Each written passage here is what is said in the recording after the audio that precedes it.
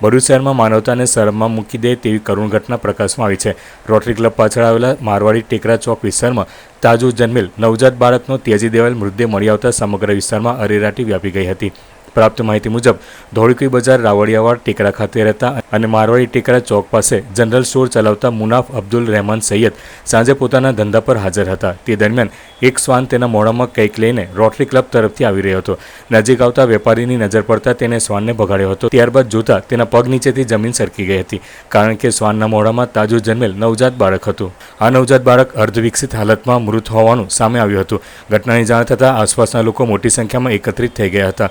નિર્દોષ જીવને જન્મ મળતાની સાથે જ કોઈ અજાણ્યા વ્યક્તિ દ્વારા ત્યજી દેવામાં આવ્યું હોવાની આશંકાએ લોકોની આંખો ભીની કરી દીધી હતી। સ્થાનિકોએ તાત્કાલિક પોલીસને જાણ કરતા પોલીસ કાફલો સ્થળ પર દોડી આવ્યો હતો। પોલીસે મૃતદેહનો કબજે લઈને આગળની કાર્યવાહી હાથ ધરી હતી। પ્રાથમિક તપાસમાં કોઈ અજાણ્યા મહિલા કે પુરુષ દ્વારા નવજાતના મૃતદેહને છુપાવવા અથવા તેનો નિકાલ કરવાનો પ્રયાસ કરવામાં આવ્યો હોવાની શંકા વ્યક્ત કરાઈ છે। પોલીસે અજાણ્યા મહિલા પુરુષ વિરુદ્ધ ગુનો નોંધી સમગ્ર મામલે સઘન તપાસ શરૂ કરી છે।